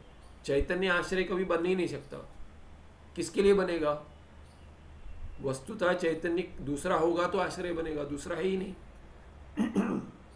ना ही दूसरा ब्रह्म है ना ब्रह्म है, तो कैसे बनेगा, नहीं बनेगा, इसीलिए कल्पना है। और विषय बनेगा क्या, नहीं, विषय तो वही विषय है, आश्रय भी वही है, विषय भी वही है। अज्ञान का माने क्या, अज्ञान, अज्ञान का विषय है, उसका अर्थ क्या हो जाएगा, देखिए ज्ञान का विषय है तब क्या होगा, घट में जानता हूं, अज्ञान का विषय होगा तो क्या होगा, घट में नहीं जानता हूं। तो चैतन्य अगर अज्ञान का विषय बनेगा तो क्या होगा, चैतन्य नहीं जानता हूं, मैं अपने आप को नहीं जानता हूं, यही स्वरूप है अज्ञानी का। क्या, अज्ञानी का, अज्ञान का स्वरूप क्या है, मैं अपने आप को नास्ति न भाति, तो ये अर्थ हो गया। निर्विभाग चिति ही एव कस्य विषयः विषयत्वम, ये चैतन्य का विषयत्व है। किसके लिए विषय बनता है? अज्ञान के लिए। और अज्ञान कहाँ आश्रित है? चैतन्य में आश्रित है। चैतन्य में आश्रित होकर चैतन्य पर आवरण कर कर चैतन्य को ही ढक देता है। और ज्ञान क्या होता है? चैतन्य को क्या लगता है? मैं अपने आप को नहीं जानता हूं। जैसे बच्चा खेल रहा है, वो क्या लुपा छुपी खेलते हैं ना, आकर छुप गया तो चैत्र छुप गया, मैत्र ढूंढ रहा है। मैत्र नहीं जानता चैत्र कहाँ है, वो छुप गया आवरण डालकर। और जो अभी चैत्र आवरण डालकर छुप गया, मैत्र नहीं ढूंढ पा रहा है। मैत्र के लिए तो आवृत है, पर चैत्र क्या है? तो मैं अपने आप, मैं ही छुप गया, पता नहीं मैं कहाँ हूं। क्योंकि ढककर यहां वहां अगर भटक गया तो कहां पर है उसको नहीं पता मैं कहां पर हूं। वैसी अवस्था है चैतन्य की कि छुप गया है और स्वयं ढूंढ नहीं पा रहा है कि कहां पर है। दूसरे का तो छोड़ दो, दूसरा है ही नहीं, स्वयं ढक लिया है और अपने आप को ही नहीं जानता। क्योंकि कुछ दिखेगा, कोई कहेगा अरे कहां पर हो, मैं ढूंढ लूंगा, कहां पर हो नहीं दिख रहा क्योंकि अंधेरे में ढक दिया है। और कभी कभी ऐसे हो जाता है ना कि ऐसे ढक लेते हैं। अभी आप ये होगा, अच्छी नींद लगी है, निद्रा में है, चद्दर ओढ़ के सोए हैं, और क्या होता है कि थोड़े कान में हवा जा रहा है, ठंड लग रही है, और चद्दर ओढ़कर सर पे लेना है, पर कहीं यहाँ वहाँ फंस गया है, यहाँ वहाँ एक ये है, कहीं पैर के बीच कहीं फंस गया है, खींचते नहीं निकल रहा है। और इतना आलस है, नींद है कि थोड़ा उठकर ठीक कर लो, ये करना नहीं है, थोड़ा पैर ठीक कर लो, नहीं कहीं तो फंसा हुआ है, खींचते नहीं हो पा रहा है। करते हैं, अनुभव है कि नहीं है कि कभी कर रहे हैं, नहीं ढक पा रहे, चद्दर तो छोटी नहीं हुई है, उतनी है, ओढ़कर सोते उतनी है, पर फंस गई है कहीं। वैसे है कि ढक लिया, समझ नहीं आ रहा है तो। और अगर कभी कभी क्या होता है, ढक भी लिए, बाहर आना चाहते हैं, हटा रहे नहीं हट रहा है। ये उदाहरण है यहाँ पे कि ऐसे ढक लिए है कि उसको हटाने भी नहीं हो रहा है। इसीलिए क्या है कि क्या हो रहा है, अरे कहाँ हो, प्रयत्न कर रहे नहीं निकल पा रहे, वैसी अवस्था है। तो कहते हैं आश्रयत्व विषयत्व भागिनी निर्विभाग चितिरेव केवला, पर वस्तुतः है ही नहीं भाग। जैसे कि भाग हो गए और विषय बन गया अज्ञान का, अपने आप को नहीं जानता हूं, क्योंकि अविद्या है, उसका स्वरूप ही ऐसा है कि ढक देता है। पूर्व सिद्ध तमसो ही पश्चिमो न आश्रयो भवती नापि गोचर। तो पूर्व सिद्ध तमसा कि पहले सिद्ध हो चुका है तमस का रूप है इसका, अज्ञान का। और न आश्रय भवती नापि गोचर पश्चिम, पश्चात आगे जब ही विचार सिद्ध हो जाएगा तभी ये क्या है, अज्ञान न है न उसके कार्य है। पर चैतन्य क्या है, न आश्रय बनता है ना ही अज्ञान का विषय बनता है वस्तुतः। तो अर्थ समझ लीजिए, शब्दता छोड़ दीजिए उसको, टीका इत्यादि देखने पर क्या है, चैतन्य का भाग नहीं बन सकता, और भाग नहीं बन सकता फिर भी क्या ग्रहण कर रहा है, आश्रयत्व भी ग्रहण कर रहा है, माने आश्रय भी बन रहा है, और विषयत्व भी ग्रहण कर रहा है, माने विषय भी बन रहा है। बन नहीं सकता क्योंकि भाग हो नहीं सकता। और तमस का वस्तुतः न पूर्व सिद्ध तमस है, इसीलिए कह रहे हैं आश्रय बन रहा है, क्योंकि अज्ञान तो सिद्ध हो गया विचार कर कर, इसलिए आश्रय, पर आश्रय है नहीं, न भी गोचर, न ही आश्रय बनेगा ना ही वो विषय बनेगा। वस्तुतः ना आश्रय बनेगा ना विषय बनेगा, पर हो तो ऐसे ही रहा है। तो अज्ञान अवस्था में आश्रय भी है और विषय भी है चैतन्य अज्ञान का, और ज्ञान अवस्था में ना आश्रय है ना विषय है, क्योंकि वो तो विषय ही है, एक ही एकमेव अद्वितीय। तो ये कैसे होता है, यही है माया सर्वस्य संभवा। कैसे होता है, कैसे होता हो पता नहीं है, हुआ है, वो कैसे छोड़ दीजिए, उसके ऊपर प्रक्रिया चलाइए, बाहर निकल जाइए। कैसे भी करके वो चद्दर को हटाना है सुबह, उसको लेकर तो नहीं उठ सकते, हटाना है। तो ये कह दिया इति वृद्धोक्ते है। आगे कहते हैं प्राक सप्तावस्थ निरूपण प्रसंगे अज्ञान आश्रय अंतःकरण विशिष्ट चिदाभास इत्युक्तम। पहले क्या कह दिया था, 7 अवस्थाएं बताई कल, फिर एक संक्षेप भी देखा था हमने। उस 7 अवस्था निरूपण के समय पर प्रसंग में क्या कह दिया था, उस समय क्या कहा था, अज्ञान आश्रय अंतःकरण विशिष्ट चिदाभास इत्युक्तम। आपने कहा था कि अज्ञान का आश्रय क्या है, अंतःकरण विशिष्ट चिदाभास, न कि चैतन्य। अभी आप कह रहे चैतन्य, तो विरोध हो रहा है। सच अज्ञान से अभिमानी आश्रय, कहते हैं अज्ञान का अभिमानी जो है चिदाभास वो आश्रय है, अज्ञान का अभिमानी। चैतन्य वस्तुतः आश्रय है, वस्तुतः माने यहाँ पे जो अज्ञान जब तक है, अज्ञान अवस्था में अज्ञान का आश्रय तो चैतन्य है, विषय भी चैतन्य है। पहले आपने कहा चिदाभास, तो उसका उत्तर देते हैं कि इस चैतन्य का जब भी अज्ञान आश्रय बनता है तो अज्ञान में चैतन्य प्रकाश रूप है, उसको अज्ञान ने ढक दिया तमस रूप होता हुआ, और तमस अधिक जब तक होगा तब ये विरोध नहीं करता। चैतन्य का प्रकाश जो है वो अज्ञान को प्रकाशित करता है, अज्ञान के साथ विरोध नहीं करता। तो जब मैं समझता हूँ कि मैं अपने आप को नहीं जानता, अपना स्वरूप नहीं जानता, मैं ब्रह्म हूँ करके नहीं जानता, उसके लिए कारण क्या है, अज्ञान है, और अज्ञान तमस रूप है। जब भी मैं कहता हूँ मैं अपने आप को नहीं जानता, इसका अर्थ क्या है, अज्ञान को मैं प्रकाशित कर रहा हूँ, मेरा अज्ञान मैं स्वयं प्रकाशित कर रहा हूँ। जो अज्ञान मुझे ढक रहा है उसको भी मैं ही प्रकाशित कर रहा हूँ। मैं जो अपने आप को नहीं जानता, इस अज्ञान को कोई दूसरा नहीं बता रहा है मुझे, मैं स्वयं जानता हूँ कि मैं क्या नहीं जानता हूँ। इसीलिए अज्ञान को भी प्रकाशित मैं ही कर रहा हूँ, मेरे अज्ञान को ही, मेरे अज्ञान को भी। घट नहीं जानता हूँ, घट अज्ञान का भी प्रकाश मेरे द्वारा ही हो रहा है। तो ज्ञान और अज्ञान दोनों ही मुझे पता है, मेरा ज्ञान और मेरा अज्ञान मुझे ही पता है। आप जाकर किसी को पूछ सकते हो कि मैं ये जो समझा हूँ क्या ठीक है कि नहीं, पर जो समझा हूँ नहीं समझा हूँ उस अंश में तो मुझे कोई प्रमाण नहीं चाहिए, उसके लिए तो मैं स्वतः प्रमाण हूँ। तो अज्ञान के लिए, ज्ञान के लिए, केवल ज्ञान के लिए नहीं, अज्ञान के लिए भी मैं ही स्वयं उसको प्रकाशित कर रहा हूं। तो ये कह रहे हैं सच अज्ञान से अभिमानी आश्रय, ये आश्रय जो है उसको प्रकाशित कर रहा है अविद्या को, तभी अज्ञान वृत्ति बन रही है। जैसे अंतःकरण वृत्ति बनती है, अज्ञान की वृत्ति बनती है, अविद्या वृत्ति कहते हैं। उस अविद्या वृत्ति में भी चिदाभास होगा, उसी को वस्तुतः जीव कहा था पहले। तो ये जो मुझ पर आवरण कर रहा है अज्ञान रूप तमस, अविद्या रूप तमस, उसमें मेरा प्रतिबिंब बन रहा है जो मुझको आवृत कर रहा है, और उसमें विक्षेप हो रहा। अभी आवरण तो कर दिया, क्या विक्षेप हो रहा है, ये जो प्रतिबिंब हो रहा है, ये तो मैं ही हूँ, ये मैं ही हूँ। जो चिदाभास उसमें प्रकाशित हो रहा है, प्रतिबिंबित हो रहा है, उसमें तादात्म्य बन गया। तो कहते हैं सच अज्ञान से अभिमानी आश्रय, और वो चिदाभास जो आश्रय कह दिया वो उसमें अभिमान लेकर आश्रय बन गया कि चैतन्य पे तो वस्तुतः चैतन्य आश्रय है, पर उसमें प्रतिबिंब होकर वही आश्रय बन जाता है अज्ञान का। अहम अज्ञः इति अभिमानः अंतःकरण सहित आभासस्य जायते इति यावत्। तो वही जो अंतःकरण रूप में फलित हो गया अज्ञान अभी, तो मैं अपने आप को नहीं जानता हूँ, वो अविद्या माने कारण शरीर अज्ञान में वृत्ति होकर नहीं समझ में आएगा।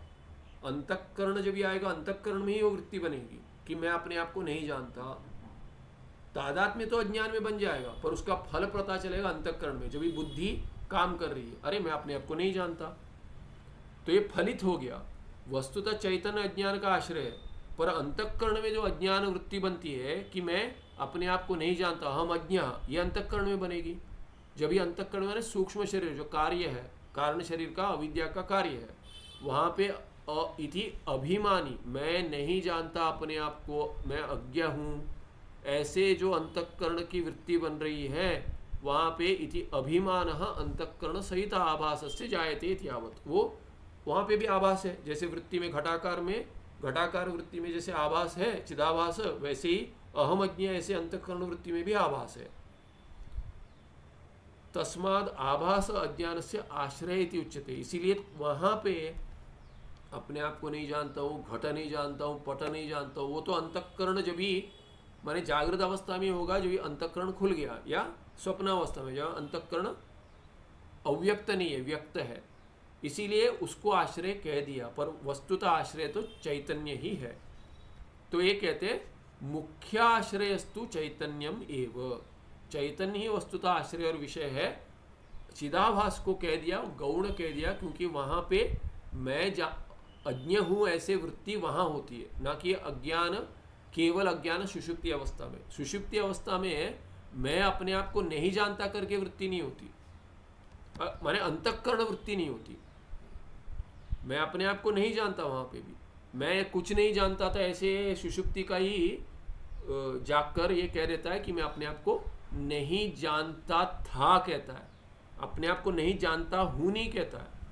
मैं सुषुप्ति में अपने आप को नहीं जानता था। इससे क्या सिद्ध होता है कि अज्ञान सुषुप्ति अवस्था में केवल कारण शरीर जो अज्ञान है, कारण शरीर और अज्ञान पर्यायवाची शब्द है, उसमें मेरा आवरण था और मैं उसको जानता था। मैं कुछ नहीं जानता था, माने मैं तमस को जानता था, मैं आवरण अज्ञान को जानता था। यही अनुभव है सुषुप्ति का। इससे सिद्ध होता है कि मैं तभी था, क्योंकि मैं उठकर ये नहीं कहता हूँ मैं अपने आप को नहीं जानता हूँ। मैं सोया, मैं कुछ नहीं जानता था, मैं अपने आप को नहीं जानता था, कुछ भी नहीं जानता था। ये अनुभव है। अनुभव पूर्वकालीन स्मरण कर रहा हूँ मैं जागृत में। तो सुषुप्ति अवस्था में अज्ञान की वृत्ति थी कि मैं नहीं जानता हूँ अपने आप को, वो वृत्ति थी। पर अहम अज्ञा ये विचार कभी कर पा रहा हूँ जागृत अवस्था में, और तभी नहीं जानता था। ये भी सिद्ध करता है कि चैतन्य जो उसमें प्रतिफलित हो रहा था अविद्या में। मुख्य आश्रयस्तु चैतन्यमेव न आभास सहित अंतःकरणम, आभास सहित अंतःकरणस्य अज्ञान कार्यत्वात्। कहता है कि ग्रंथकार कहते हैं कि मुख्य आश्रय तो चैतन्य है, किसका? अज्ञान का, और आभास सहित अंतःकरण उसका चैतन्य का आश्रय नहीं हो सकता। क्यों? क्योंकि चैतन्य में जो अज्ञान है उसी का कार्य अंतःकरण है, और अंतःकरण में फलित हो रहा है आभास, चैतन्य का आभास। तो चैतन्य और अज्ञान अंतःकरण और आभास से पहले है। अगर पहले है तो आश्रय कैसे बनेगा अज्ञान का? अज्ञान का कार्य जो है वो अज्ञान का आश्रय नहीं हो सकता। इसलिए चिदाभास को जो अज्ञान का कार्य है उसको अज्ञान का आश्रय नहीं मान सकते हम। विवरणकार कहते ये नैष्कर्म्य सिद्धि में भी आता है कि अज्ञान का कार्य जीव मानते हैं। कौन मानते हैं? भामतिकार मानते हैं। भगवान वाचस्पति मिश्र कहते हैं संभव नहीं है। विवरणकार कहते हैं क्यों नहीं संभव है? क्योंकि अंतःकरण सहित चिदाभास जो है उसको आप जीव कहते हैं, और जीव को अज्ञान का आश्रय कहते हैं। पर अज्ञान का कार्य है अंतःकरण, उसमें चिदाभास फिर बनेगा, माने अंतःकरण में चिदाभास प्रतिफलित होता है चैतन्य का। तो वो चिदाभास अंतःकरण में बना हुआ जो अंतःकरण अज्ञान का कार्य है वो कारण अज्ञान का आश्रय कार्य कैसे बनेगा? नहीं बन सकता। कारण का कार्य आश्रय कभी नहीं होता। इसीलिए विवरणकार उसका खंडन करते हैं। वैसे उसका समाधान वो देते हैं, वो कभी और बताऊंगा, अभी अधिक हो गया, इधर अभी रुक जाते, ये समाप्त करके। ये कह दिया, क्या कह दिया? यद यस्य कार्यम न ततस्त न तत्तस्य आश्रयो भवति। यद यस्य कार्यम, यद क्या? अंतःकरणम, अंतःकरण यस्य यस्य अज्ञानस्य कार्यम, न तत् तत् क्या? अंतःकरणम, तस्य अज्ञानस्य आश्रय भवति भवेत्। अंतःकरणम अज्ञानस्य कार्यम, अतः अंतःकरणम अज्ञानस्य आश्रयः न भवेत्। नहीं संभव है, शक्य नहीं है। शक्यार्थे लिंग भवेत्, विधिलिंग है। तस्माद् अज्ञानस्य केवल चैतन्यमेव अधिष्ठान रूपाश्रय। इसीलिए अज्ञान का केवल चैतन्य, शुद्ध चैतन्य ही आश्रय है, न कि अधिष्ठान आश्रय, अधिष्ठान रूप आश्रय। अधिष्ठान रूप आश्रय है, न कि चिदाभास जो अंतःकरण में प्रतिफलित होता है। ये स्पष्ट है, ये अगले पाठ में देखेंगे आगे। यहाँ रुक जाते हैं। सुखम नित्यम स्वप्रकाशम व्यापकं नाम रूपे अधिष्ठान मुक्ति बोध्यम बुद्धेर्दृक्यत्व पारम सर्ववेदांत वेद्यम प्रत्यक परम तदेवाहन्नमत्वन्यति मे निश्चितामति। नमस्ते, धन्यवाद।